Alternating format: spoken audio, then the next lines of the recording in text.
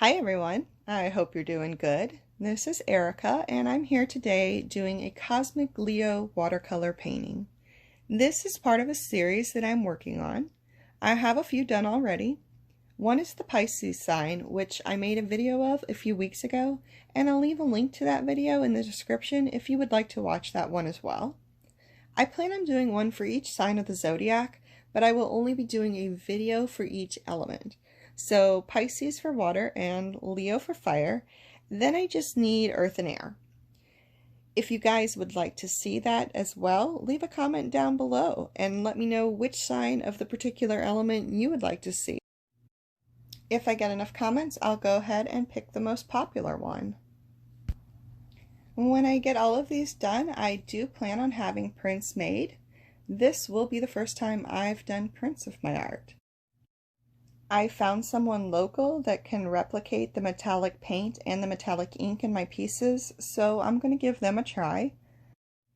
Of course, I have to finish them first, so after I get them finished, then I'll give them a try.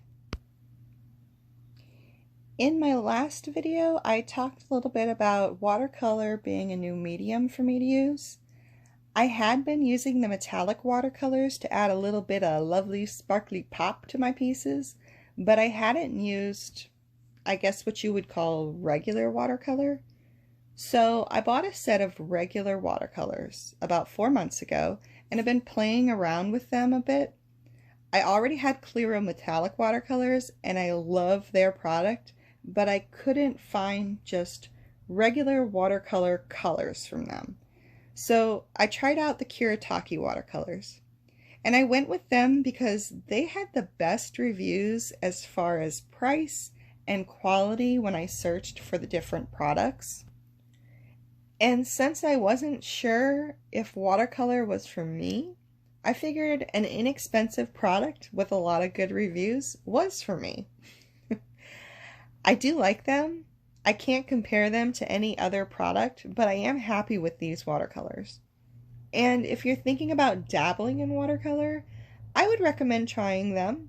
There is a good selection of colors in the set, along with 3 metallic colors. Now I will say I prefer the Clearo metallic over the Kuretake. Again, like I said, I haven't used watercolor very long and I don't know much about it. But I do notice when I use the Kuretake watercolors that when I use more color to water, then as it dries glossy instead of matte or flat. Now I don't know if that's normal or not, but I feel like when I've seen paintings done in watercolor, I don't remember there being a glossiness to them. So that's probably the reason they are in the inexpensive side of watercolor. I'm guessing that most people don't want that mix of shine to matte depending on how watered down the color is. So I'm sure Kuretake is not the highest quality watercolor to use, but I think for a beginner trying to decide if watercolor is for them, then I think this is a great set to start with. Also, just one more quick tip if you're starting to try out watercolor, don't use your good paper because you're probably going to waste it. I would suggest purchasing an inexpensive watercolor or mixed media paper to get the hang of it before you jump into using that really cool heavy-bodied cold press watercolor paperboard that you just purchased only to ruin the first sheet. Alright, so with this painting, I start out by sketching out where I want my lion to be, and then I outline my design with a Copic multiliner pen. These pens do not bleed when you use other mediums over them, so I would definitely recommend them if you are using different mediums in your art. After I have it outlined, I erase the pencil and tape down my paper for added support from warping. I am using 90-pound paper for these, so that helps a lot. I start by wetting the paper where I want to put my colors down. I like the way the colors spread out on the wet paper, so the wetter the better, but no puddles. I use a mix of 3 Kuretake colors to do the background. I'm using number 32 red, number 33 cadmium orange, and number 42 Aurolin. I'm not sure if I'm pronouncing that right, but it is number 42, and it's yellow, and it's called Aurolin, I think. And I let them blend together.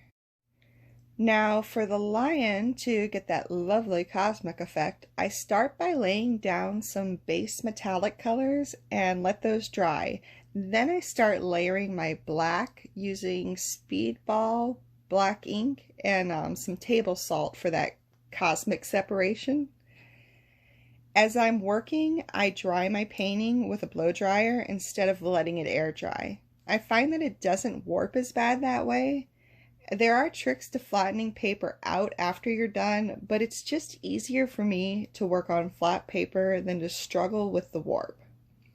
I find it difficult to add the smaller details when the paper wants to bounce around because it's warped, but it all depends on what you're doing. After I untape my piece, I start to add the finer details. I use Dr. Phil Martin iridescent white ink for the stars, and I use a Pentel brush pen for the added details in the lion's outline. And I finish the lion off with some Dr. Phil Martin copper plate gold.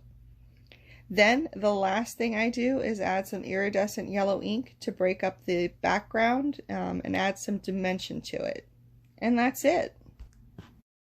Alright everybody. Thank you for watching this video. If you enjoyed it, please give it a like.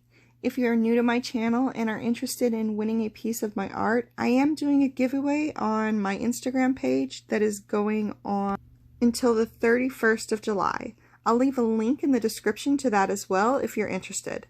I put out a new video every Thursday, so if you would like to see more, please subscribe to my page and ring the little bell to be notified every time I upload a new video. I want to give a big thank you to my 123 subscribers. You guys are awesome. I love you. Thank you for subscribing to me. Thank you everyone for watching. Have a great rest of your day. Bye.